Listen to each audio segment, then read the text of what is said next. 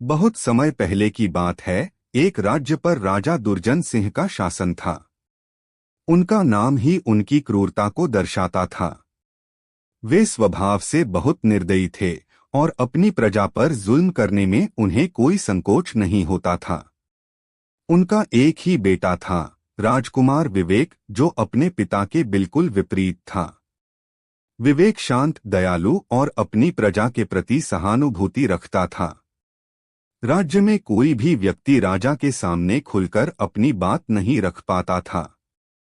अगर कोई ऐसा करने की हिम्मत करता तो उसे कठोर दंड दिया जाता था। एक बार राज्य में भयंकर सूखा पड़ा। फसलें बर्बाद हो गईं और लोग भूख से तड़पने लगे। गांव के लोग अपनी समस्या लेकर राजा के दरबार में पहुंचे। एक बूढ़ा किसान गोपाल हिम्मत करके आगे आया और बोला, महाराज, हमारी फसलें बर्बाद हो चुकी हैं। हमारे पास खाने के लिए कुछ भी नहीं है। कृपया हमारी मदद करें। राजा दुर्जन सिंह ने उस पर क्रोधित होते हुए कहा, तुम लोग हमेशा मुझसे कुछ न कुछ मांगने आ जाते हो।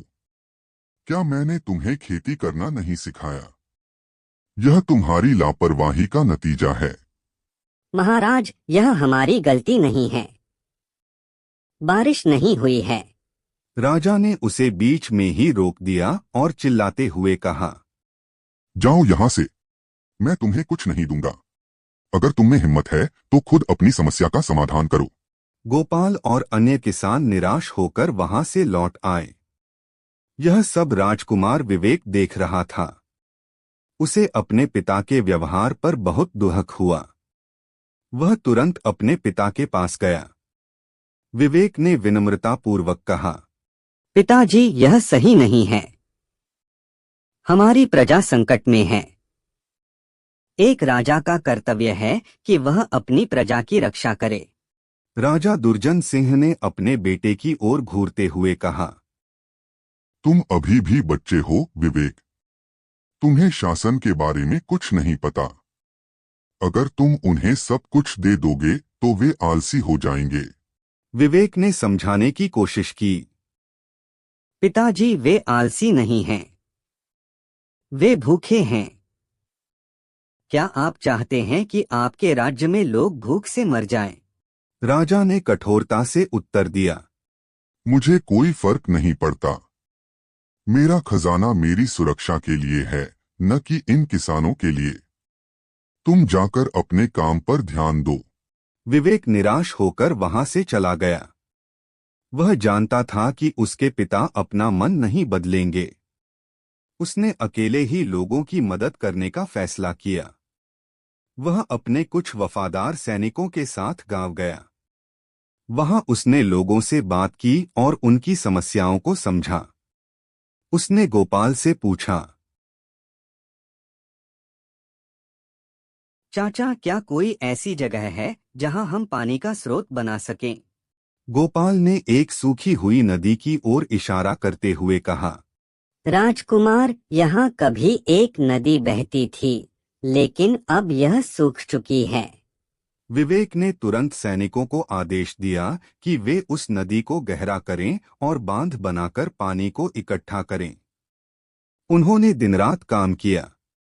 राजकुमार ने अपनी जेब से पैसे निकालकर गांव वालों के लिए अनाज खरीदा और उन्हें खिलाया।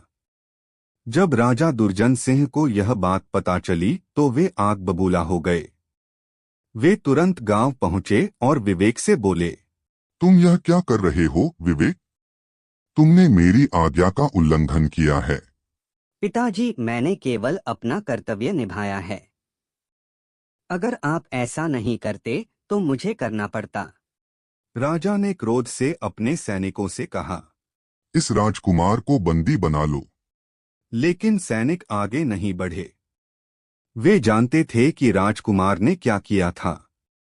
गांव के लोग भी आगे आए और चिल्लाने लगे, महाराज, राजकुमार हमारे देवता हैं। अगर आप उन्हें कुछ करेंगे तो हम आपका विरोध करेंगे। राजा दुर्जन सिंह ने पहली बार अपनी प्रजा का एकजुट चेहरा देखा।